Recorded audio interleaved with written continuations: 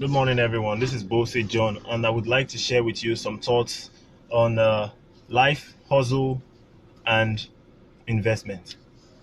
I don't want you to think that I just want to come and give you some kind of crap lesson on how you should invest your money. I want to tell you that I actually know what is going on with many of us out there. Now, for the typical Nigerian youth, when you get to a certain age, you begin to experience some kind of responsibilities because what makes you a contributing member of society is that you have rules and you have responsibilities. See, a lot of those responsibilities are going to be financial. So I'll be talking about finances in this video podcast. All right. Having said that, I just want to specify what the ideal in this situation would be.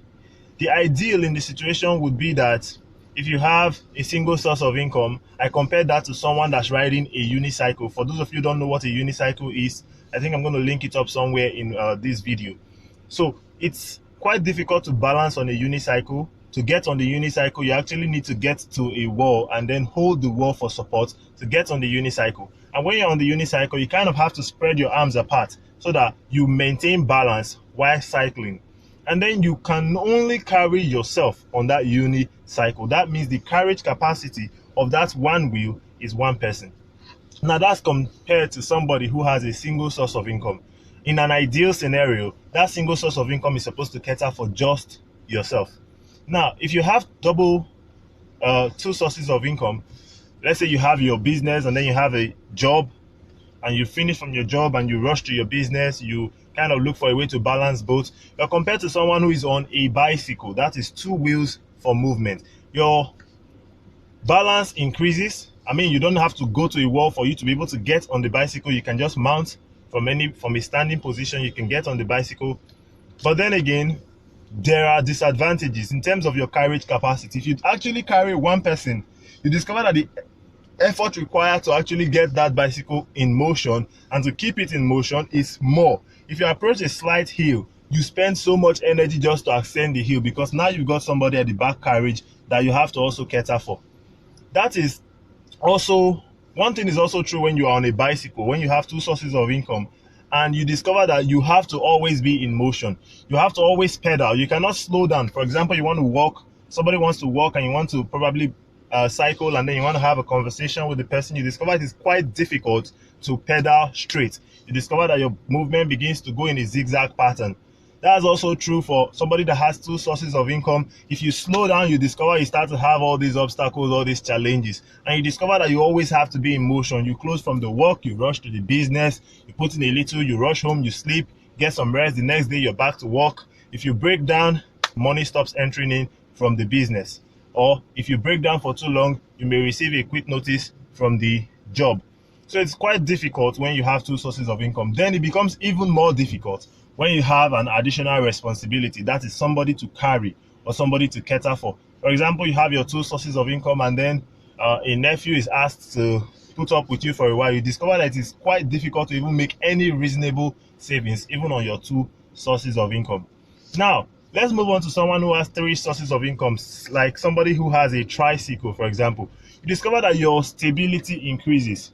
You are able to be on the tricycle, not going anywhere, and have somebody at the back carriage, and yet you don't have to put your leg on the floor for balance. Somebody with three sources of income, in this case, it means that you can only handle that one person and you can also have some kind of stability. Now, when you have three sources of income, you would already know that you alone cannot shuttle between the three sources, between your job and maybe your two businesses, or I don't know how you may have it. You may have two jobs and a business, or you may have a job, two businesses, but whichever, you have three sources of income, you will recognize the need to employ more hands. So you will discover that someone else can be running this business, running that business, and you attending to your job. You discover that you can easily get the services of others and leverage on those people to get the other things moving.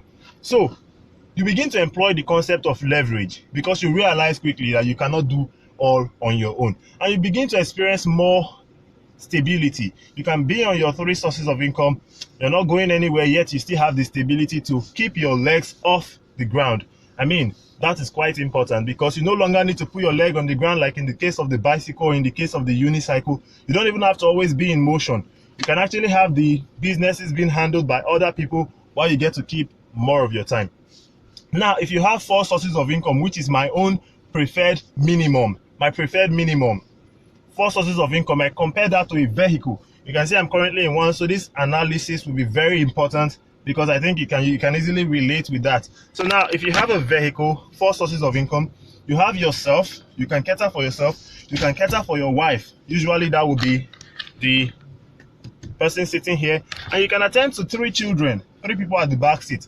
Why I say 3 children is because if you get to have 4 people or more in the back seat, there will be always the complaint of, oh, I'm not having enough room. Can you adjust? I'm too close to the door. Where do you want me to adjust to?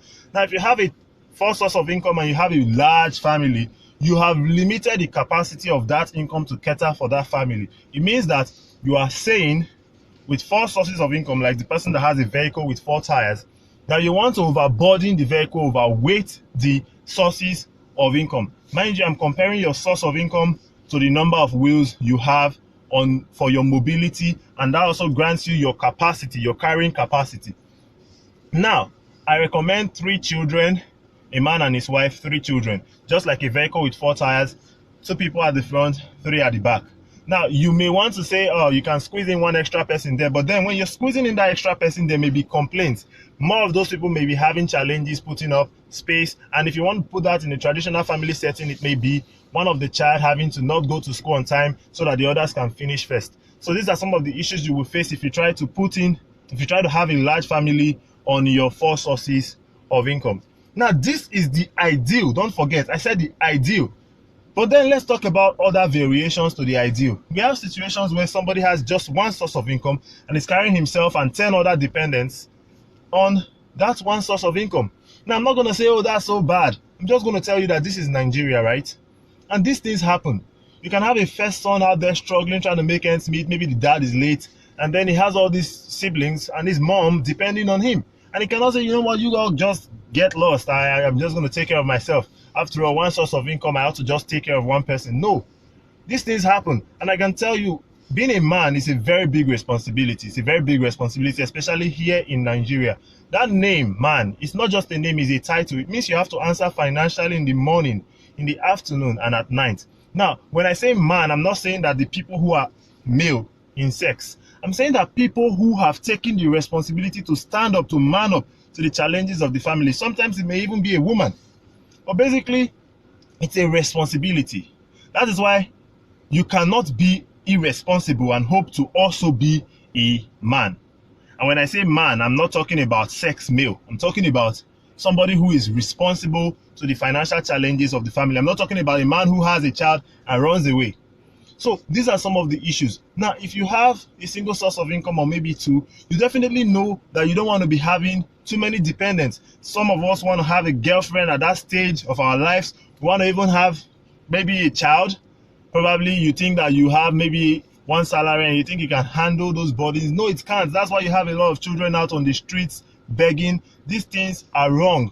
If we try to actually stick to some kind of ideal patterns and then at least try and discipline ourselves to wait to create more sources of income before we increase our burden intentionally by having girlfriends, children, it will solve a lot of problems. I think especially the problems of having children roam the street begging when these children actually have parents. Now, there are other situations that are beyond your control. The situations like maybe you have a dad, your dad dies, his source of income goes, and then responsibility falls on you as the eldest son. It becomes very challenging. And I just want to tell you that if you are in that position, man, I see you. You're doing so well, you're struggling so hard, you really want to make ends meet, and things are not happening for you, but you're doing your best. I want to tell you that, man, you are awesome. Just keep your head above water. Everything's going to be all right, okay? So all you need to do is hope against hope and then try and have some money aside for investment. Learn about investment. Investment is not when you carry money and put into Wazobia investment or a get rich quick scheme. No, that's not investment. Investment is buying shares, buying real estate. Try and set some money aside for a long-term investment.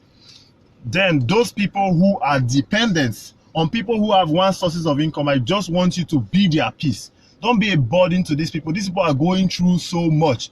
If you are their girlfriends, please don't be a black hole of demands. Don't be a black hole of greed and need and endless desires. Don't be like, oh, you can't even get me this hair. Oh, I only asked for a shoe. No, just be the person's peace for the love of God. You don't know what that person is going through. So if you can't be their peace, get the hell out of their life. Now, if you happen to be one of those dependents and this person gives you, even if it's a 5,000 naira gift, please value it. You don't know what it's costing them. You don't know what it takes to actually go out and make that money. So value every little that these people are able to spare to you. And then again, if you are in a situation where you constantly have to exhaust yourself and wait for the month to end, you're just struggling to even keep your head above water, I would like you to know this, that a plant, let's say a corn, a grain of corn, a maize plant, if you plant it and it starts to produce those first fruits that are not mature yet, you don't just start eating and eating and eating those things. You do not. You wait for them to blossom and be in full maturity before you actually start eating. Now, why am I saying this? Many of us are like people who are eagerly waiting for our children to come up and start becoming our source for financial leverage. You're trying to leverage on your child. You're not even waiting for him to actually make this money. Any little he has, you take it. Any little he has, you take it. It is money that makes money. The more you take, the more you are preventing him from being able to make more. The more you are preventing her from being able to make more. Try as much as possible to give them some kind of breathing space. Allow them grow. If you see that this tree is producing fruit, it means that this tree has potential to produce more. Please do not kill that tree. Do not kill that person before they are able to become wealthy and able to light the fire of every other member of the family. Allow them grow. All right? So learn about investment. One particular investment that is thrilling to me right now is something that I'll be eager to share with you, but you will have to reach out to me. I've dropped my WhatsApp number somewhere below this video, so just locate that, reach out to me, and tell me you want to know about that investment. Now, this is something that I recommend highly because it is very, very easy for you to get started with. It's very easy for you to leverage on, and I think the potential is massive beyond the scale of anything that I have ever come across in my years of investing, in my years of networking, in my years of doing anything at all when it relates to making money. I've been learning about money, and I tell you, it's the best thing you can learn about. Learn about the cash flow quadrant, learn about the business of the 21st century, learn about basically how to move yourself from the employed and self-employed business quadrants to the business, big business and investment quadrant of life, where you can have more leverage, more time freedom, and more money than where you are in the employed or in the self-employed quadrant, which is where many of us find ourselves. Learn how money works. Learn how money is made, how money moves, how assets and liabilities work, and just learn how to create little assets at a time. Just try and build your assets and then watch those assets make money for you while you get to keep more of your time. My name is Bose John. I'm very happy to share with you my thoughts on investment and finance. If you think that this video is going to be valuable to someone, kindly share. All right, see you in the next video.